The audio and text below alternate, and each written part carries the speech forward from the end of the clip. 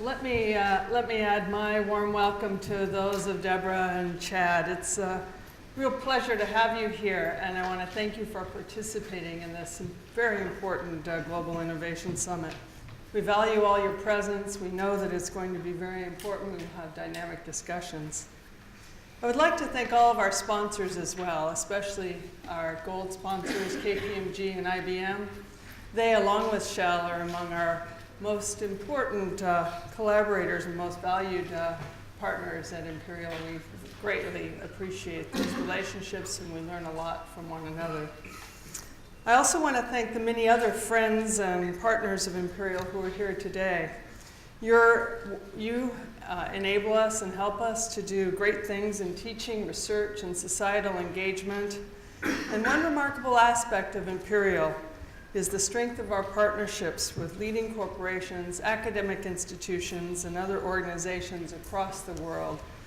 We value all of your support and your continued collaborations. And I want to welcome those who we're meeting for the first time and to say that we look forward to exploring opportunities to collaborate in the pursuit of global innovation. My colleagues from Imperial College London and I are honored to welcome you to our great city. We recognize the urgency and importance of this summit. Much of our research is focused on the challenges faced by cities. We help create innovative approaches to making cities, regions, and countries evolve and prosper. So I thought I'd give you a couple of brief examples. Many of you here have probably spent plenty of time in the so-called holding pattern, waiting for clearance for your airplane to land. You'll be happy to know that researchers in our Transport Risk Management Center are helping to solve this problem.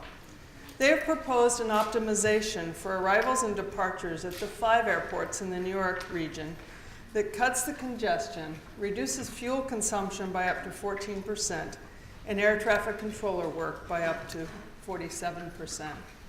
Unfortunately, the London-based airports aren't as collaborative as the New York ones, so we're still working on that. As you often hear, the Internet of Things is upon us, and we are surrounded by and helped by smart networks of sensors. Well, think about how much energy they take if they're constantly communicating to a computer. Our experts on distributed systems and sensor networks have been working with NEC to develop a smart sensor networks for water distribution that only communicate when needed and reduce the power needs by 90%. The sensors will be getting even smarter as they are now starting to use artificial intelligence to provide infrastructure control systems that can act with autonomy, can collaborate, and can bargain to match demand and avoid failures. I hope they do that on the T pretty soon.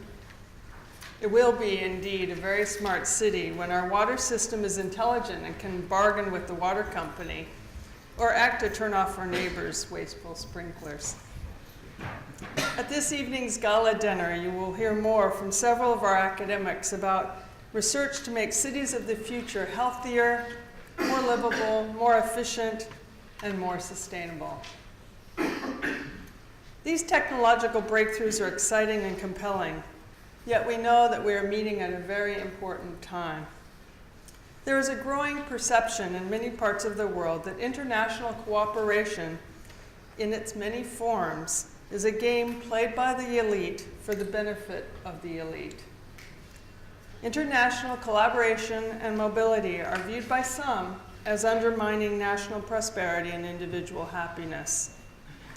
Some believe that for a country to compete and for its citizens to prosper, we should retreat from globalization. I fear, my friends, that we are in a new age of backlash against globalization.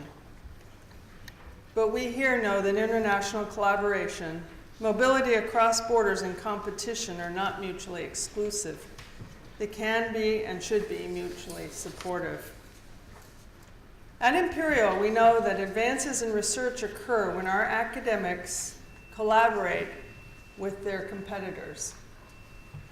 We know that our university community is enriched by faculty, students, and staff who come from many different countries.